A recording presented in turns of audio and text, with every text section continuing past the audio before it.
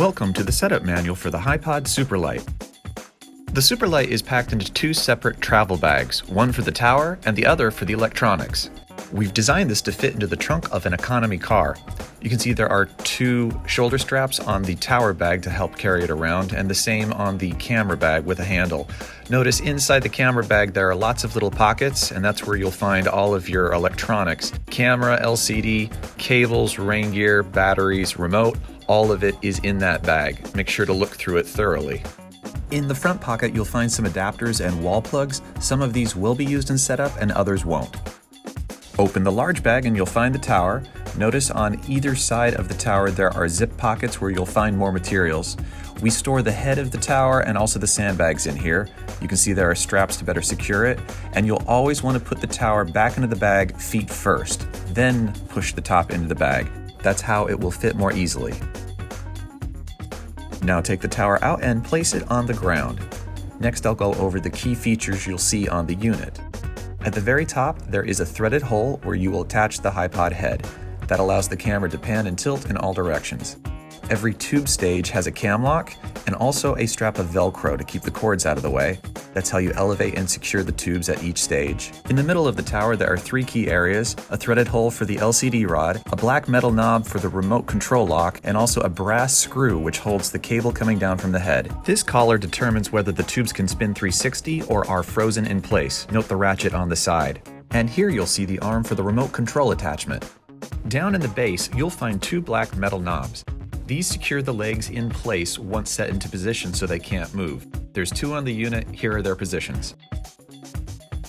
We include 3 weight bags with the unit that you will need to fill with something. You must use these, it's not an option. The tower is not designed to be used without extra weight.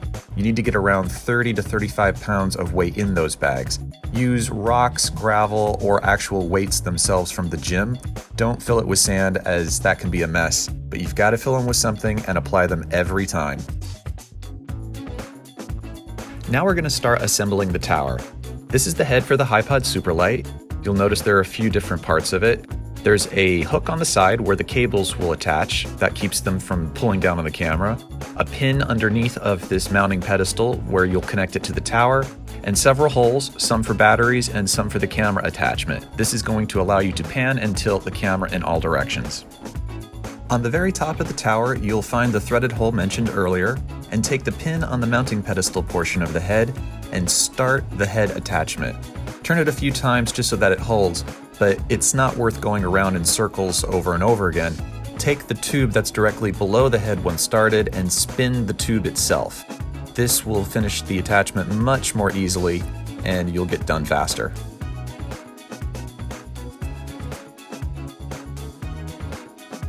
Now we're going to attach the rod for the LCD. You'll find the piece shown here inside one of the pockets of the tower bag.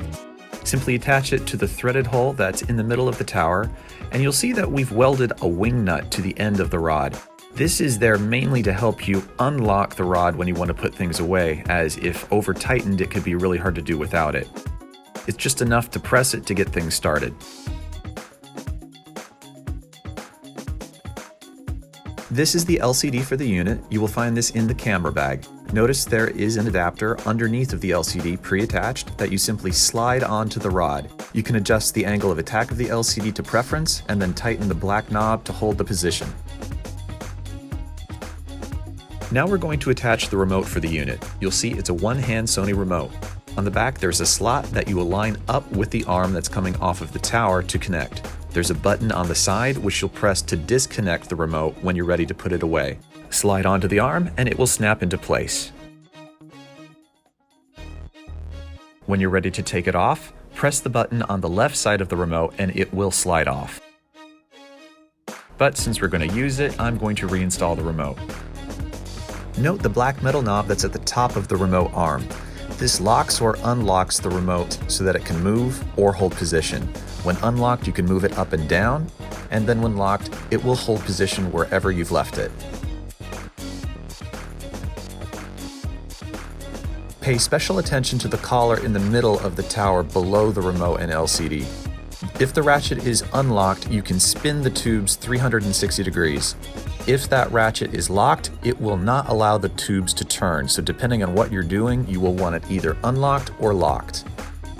The ratchet has a head that you can pop out to the side and reposition up or down without engaging the ratchet itself. You'll want to turn the head of that ratchet down just so that it doesn't catch on anything when in use. This is the cable that runs from the head down to the handle and allows you to turn the head up and down. In the head, you will see that there is a hole where you'll slide this cable through.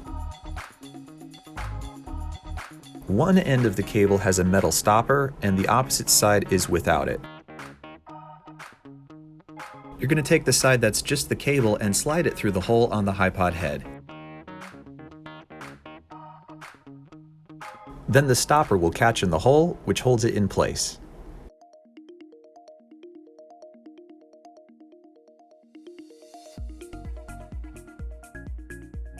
You will not install this now, but I want to point it out. This is the brass screw where the cable will connect to the remote. It clamps the cable into place, but you do this at the very end of setup.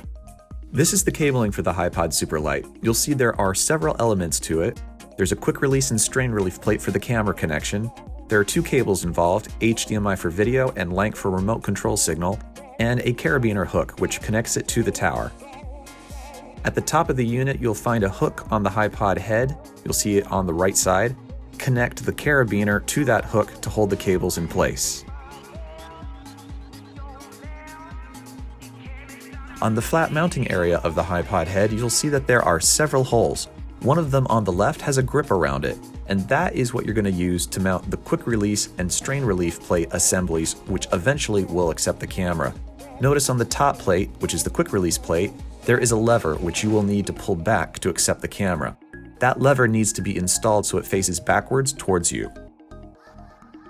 Inside of your camera bag, you will find a few brass screws like this. Notice there are two parts, the main screw and also a head that moves up and down the screw when turned. You're going to place that screw into the bottom section of the strain relief plate as shown here. The flathead brass screw you see holds the strain relief plate to the quick release plate. Again, when you mount this assembly, make sure that the quick release lever is facing back towards you. Take the brass screw from beneath the HiPod head and screw it into the threaded hole on the strain relief plate. Then take the secondary head on the screw and tighten that into position. That holds everything firmly in place.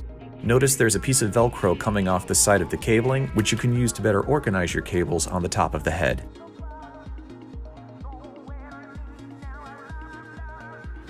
This is the camera that arrives with the HiPod Super Lite, and I'm going to point out some of the key features you should be aware of. We send it with a mounting pedestal pre-installed, which will attach to the quick release plate we just put onto the top of the HiPod head. On the right in the hand strap, you will find a USB cable that not only powers the camera, but will send data to your computer when you're done. Under the hand strap, you will find a door that, if lifted, reveals a port called multi. This is where the cable for the remote control will be plugged in. On the bottom of the camera, you'll find a plastic sliding piece that you can push off to reveal the battery inside. If you push the little blue tab that's shown on the top right, then you can remove the battery. The small battery inside the camera only lasts for 20 to 30 minutes, so in a moment I'll show you the large battery that will take over as the main power source. On the left side of the camera, the LCD window will be open to turn the camera on. It reveals a door which, when dropped down, shows the HDMI micro port and also the slot for your SD card. Be aware where these are, as we'll come back to them later. Now we're going to install the camera. Again, note the mounting pedestal pre-attached to the bottom of the camera. Tilt it to the front end of the quick release plate and then snap it into the back. The lever will snap shut. To take the camera out, open the lever again and remove the camera.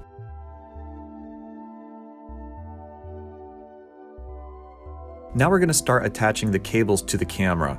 Open the LCD window on the camera and you'll see the HDMI micro port mentioned earlier. There are cables coming out of the left and right sides of the strain relief quick release assembly. On the left, you'll find the HDMI micro cable. Plug that into the port on the camera. On the right, you'll see a door which, when opened, reveals a port called multi. It's directly under the hand strap of the camera. This is where you're going to plug the cable for the remote control signal. Take that cable, designated by a yellow tag shown here, and plug it directly into this port.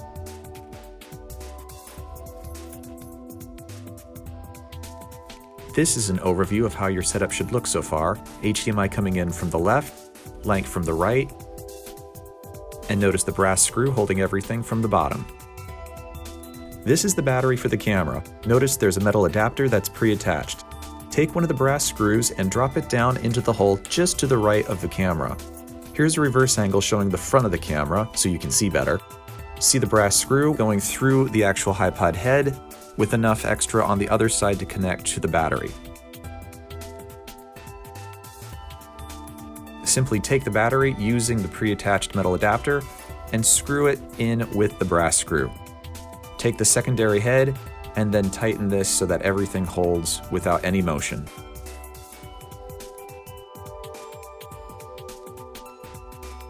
Now we're going to connect the camera battery to the camera itself.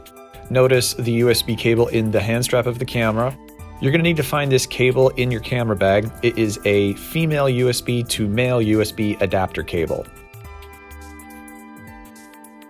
Plug the male end of the cable into the battery and then run the female end over to that cable coming out of the camera.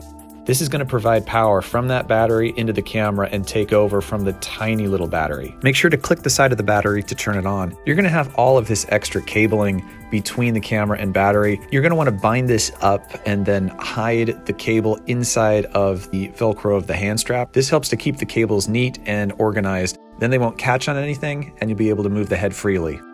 Again, here's the overview of the battery, its position, and the cable going into the camera with bound up cords.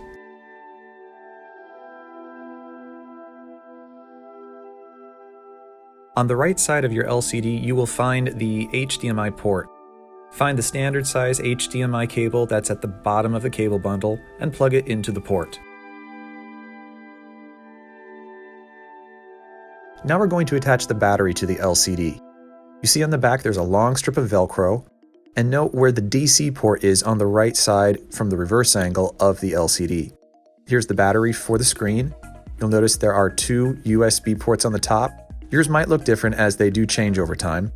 Simply stick it to the back of the screen. Inside of your case with some of the other cabling, you'll find a plastic bag with a standard to standard USB cable inside. This is what you're going to use to send power into the screen. Note on the right side of the screen there is a USB port which you're going to plug into and then run the cable around to the opposite side where you have the two ports for the battery.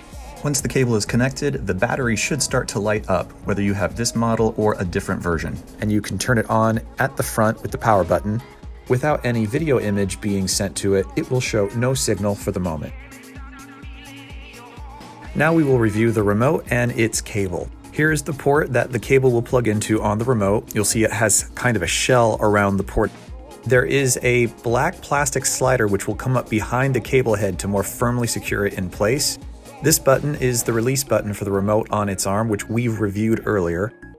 And this is the slow zoom switch. I want to point this out because you always want it turned off. It is so slow, if ever activated, it almost does not function. Now I'm going to spend some time talking about the remote cable. This is the end for the remote and what it looks like. Notice there's a white plastic shell around the head of the cable tip. This is designed as a strain relief. It fits into the mold that is recessed in around the port of the remote where it connects. You can see it shifts forward at times, which you're going to need to be aware of, and push it back onto the cable head. If it is shifted forward, it may connect enough so that the power button on the remote turns on, showing that it's connected, but you won't get zoom or record functions on the remote. That means you've only got a half connection. If pushed back fully on the cable head, you should see the silver end of the tip enough so that it pops out of the strain relief, and then it will fully connect into the remote. You can always take it off if you need for testing, but please try and put it back as it does protect the cable.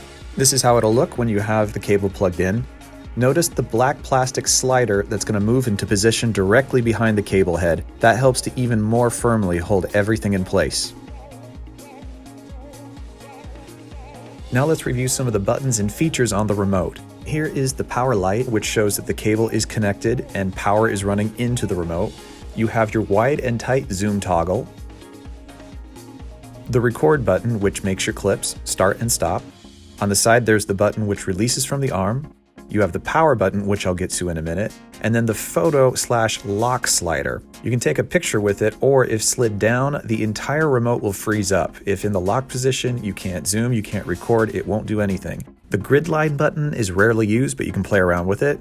Now the power button. Some coaches think that by turning the camera off with the power button, they are saving energy. And while that's true, it's unnecessary and causes more problems. When you turn that camera back on, you're drawing power from the small battery inside the camera rather than the larger battery on the side. So don't turn off the camera unless absolutely necessary. You have 5 hours of power, and in standby mode, it can go up to 10. Now it's time to put the tubes into the air.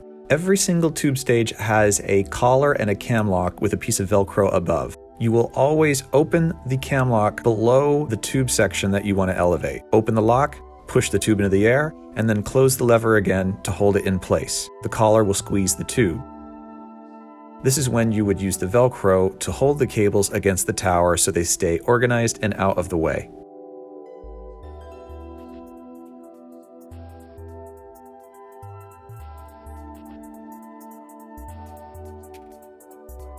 When you're ready to compress the tower, always hold the tube above the collar and lever that you're about to unlock. If you simply open it, the tube will shoot down. There are 3 points of rain gear for the unit. This is the bag which covers the remote. There's a zipper that goes along the side of the clear plastic, which you can adjust and hold into place with a piece of Velcro at the very top. And then the bag is opened at the bottom where you can either put your hand inside or you can control it from on top of the plastic as well. The rain gear for the LCD looks like this. It simply goes over the screen and connecting cables and the battery in the back.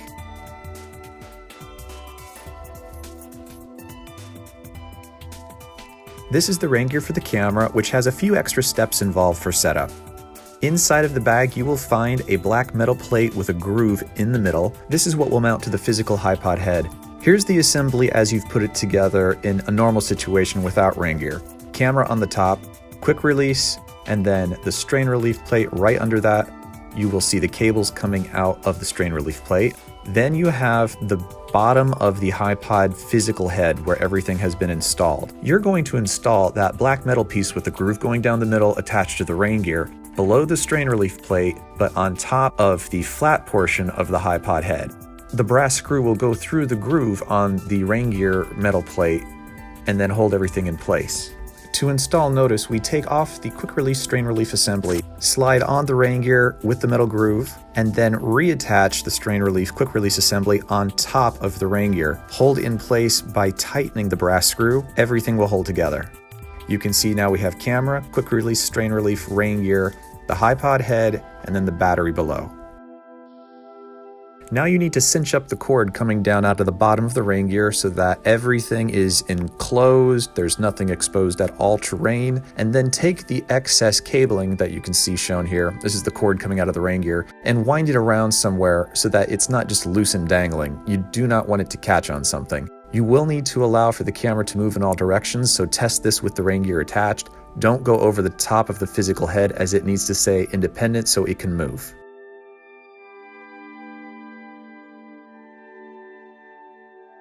Now that the tower is set up, I'm going to go over some important things you should know about your camera. Now, if you want the camera's text and record data to show on the LCD while you're recording, follow these steps. From the default screen, hit the menu button and then select Camera Mic in the top middle. It'll bounce you into a scroll window and then look for Scene Selection. Your display will change to look like this. Then on the far right, you'll see an arrow on the bottom. Go ahead and click on that and leave your screen here.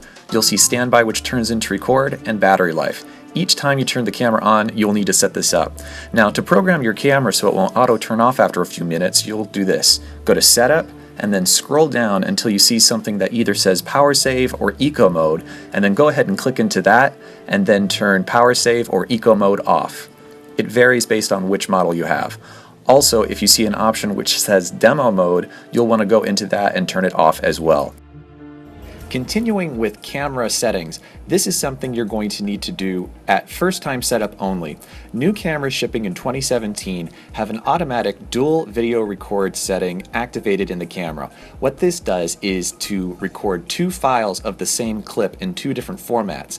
What that does effectively is to take up twice as much memory in your SD card as it needs to. So to turn this off, this is what you need to do. Go to Menu, and then after that point, click on the top right icon that says Image Quality/Size. Then scroll down to where you find Dual Video Record option and make sure that option is turned off. That will save you this extra file space and allow you to record longer at a time. One final note for those of you who are using the USB power pack style camera battery, to confirm the correct battery is powering your camera, once you have text on screen set up as explained earlier in this manual, look at your screen, and if in the top right hand corner you see a battery icon, either dead or partly charged or anything at all that shows a battery, that means you're drawing power from the small internal battery in the camera. You need to click the external power pack battery on the side once connected for it to take over as the main battery for the camera. Otherwise, if you use the internal battery, that camera will die within 30 to 45 minutes. Once you have clicked the external battery and it is turned on, the battery icon on the LCD will disappear. This is what you want, and it confirms the larger battery is active as the power source for the camera. When it's time to put your tower away, here's a quick tip. When you want to fold the legs, always pull up on the top portion of the legs and push your foot down on one of the black slats so that they compress in. That's going to allow the legs to collapse easily. And that's it.